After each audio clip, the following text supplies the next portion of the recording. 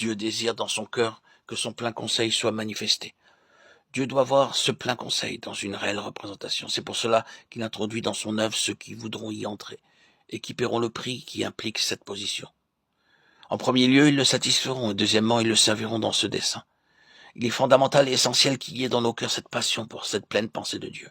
S'il doit nous conduire dans cette voie, il doit trouver en nous un écho pour sa propre satisfaction.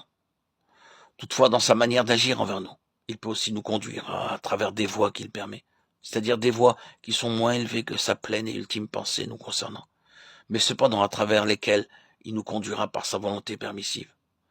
Nous découvrons parfois que dans notre vie, nous sommes conduits dans quelque chose qui n'est pas intégralement la pleine pensée de Dieu. C'est parfois vrai.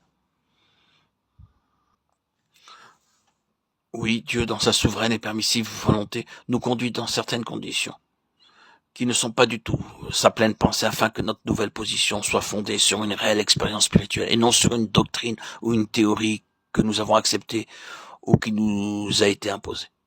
Il y a des multitudes de chrétiens aujourd'hui qui sont dans des positions doctrinales et qui ne connaissent rien expérimentalement. Ils ont accepté une tradition, un système d'enseignement. Ils sont dans cela, ils croient en cela. Mais ils ne connaissent rien de tout cela dans leur propre expérience. Ce n'est pas la manière d'agir de Dieu. Nous devons donc être très prudents afin de ne pas prendre la volonté permissive de Dieu pour sa volonté ultime. Nous ne devons pas dire « Le Seigneur m'a conduit dans cela, donc je dois y rester et je ne dois jamais en sortir. » Prenez bien garde. Vous devez toujours laisser à Dieu les mains libres. Parfois, il ne donnera pas d'explication. Il semblera se contredire lui-même de temps à autre. Vous le comprendrez plus tard. Le fait que vous ne devez jamais rien fixer à Dieu. S'il y a une chose qui est claire dans le livre des Actes, c'est bien celle-là.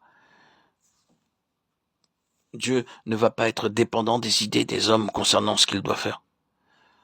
Cette grande nappe descendant du ciel dans la vision de Pierre est la démonstration que dans le ciel, il y a des choses qui existent et que les hommes ne permettent pas ici-bas. La vision que peut avoir le ciel est très différente.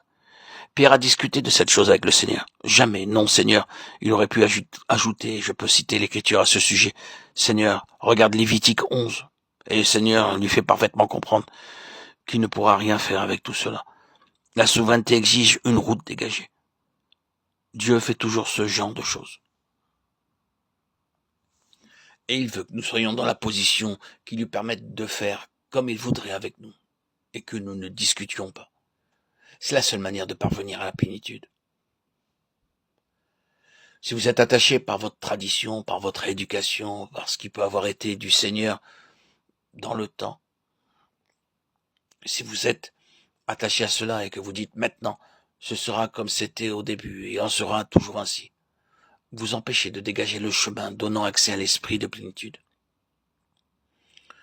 C'est seulement si nous sommes ouverts au Seigneur, sans préjugés, sans fixité, tendant vers le Seigneur, c'est seulement ainsi que nous entrerons dans le plein conseil de Dieu.